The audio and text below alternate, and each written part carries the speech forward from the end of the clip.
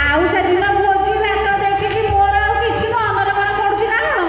ଆଉ ମୁଁ ଖାଇ ଦେଇଛି ସେଇଦିନ ଆଇଁଷ ଆଉ କଣ କରିବି?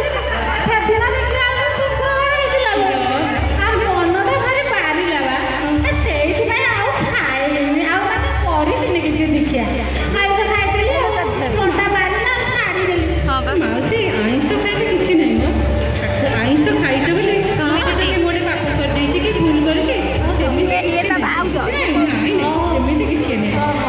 ଆପଣ ସିନା ବାସ ଠାକୁରଙ୍କୁ ଛାଡ଼ିଦେଲେ ଆମିଷ ଟିକେ ଖାଇଲେ ବୋଲି ଠାକୁର କ'ଣ ଆପଣଙ୍କୁ ଛାଡ଼ିଛନ୍ତି? ଆମେ ପା ସେଇ ଠାକୁର ପାଇଁ ଆସିଛୁ ଆପଣ ପାଖକୁ। ଆମେ ଆଜି ଆପଣଙ୍କ ଘରକୁ କାହିଁକି ଆସିଛୁ ଜାଣିଛନ୍ତି? ଶ୍ରୀ ଆଚାର୍ଯ୍ୟ ଦେବଙ୍କର ନିର୍ଦ୍ଦେଶରେ ଆସିଛୁ। ଆଚାର୍ଯ୍ୟ ଦେବ କହୁଛନ୍ତି ସମସ୍ତଙ୍କ ଘରକୁ ଯାଅ ତାଙ୍କର ଭଲ ମନ୍ଦ ବୁଝ ସୁବିଧା ଅସୁବିଧା ବୁଝ ତାଙ୍କୁ ସାହାଯ୍ୟ କର।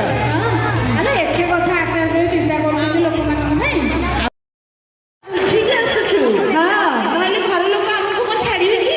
ଆଉ ତମେ ଯୋଉ କହୁଛ ମୋ ବୋଉକୁ ତମ ସାଙ୍ଗରେ ଯିବା କଥା ଆଉ ମୁଁ ତ କିଛି କରିପାରୁନି ଆଉ ମୋ ଗୋଡ଼ ହାତ ଆଣ୍ଠୁ ସବୁ ବଥା ଯେ ମୁଁ ଆଉ କିଛି କରିପାରୁନି। ଆଉ ସିଏ ଯଦି ତାର ସବୁ ଘର କାମ ଦାମ ଠିକ୍ ଟାଇମରେ ତୁଟେଇକି ତାର ତମ ସାଙ୍ଗରେ ବାହାରି ଯିବ ସେଥିରେ କଣ ମୋର ଆଉ କିଛି କହିବାର ଅଛି ନା କଣ? କଣ କହୁଛନ୍ତି ବୋଉ ମା କାମ ସାରି ବାହାରିବି ତ? ଆଜ୍ଞା ମାଉସୀ ବୋହୂ ଆସିଲେ ଯିବ ଆପଣ ବି ଟିକେ ଏଇ ପାଖାପାଖି ଟିକେ ଯିବେ। ଏ ପାଖାପାଖି ସତ୍ସଙ୍ଗ ଟିକେ ହେଉଛି ମୋ ଗୁରୁଭାଇ ଘରକୁ ଟିକେ ଆଉ ଚାଲି ଚାଲିକା ଗଲେ ନା ସେଇ ଯେଉଁ ଆଣ୍ଠୁ ଗଣ୍ଠି ଯେଉଁ ଧରିଲି ନା ଆପଣଙ୍କର ଟିକେ ଭଲ ହେବ ମା ସ୍ମରଣଟା ହିଁ ଭଲ ରହିବ।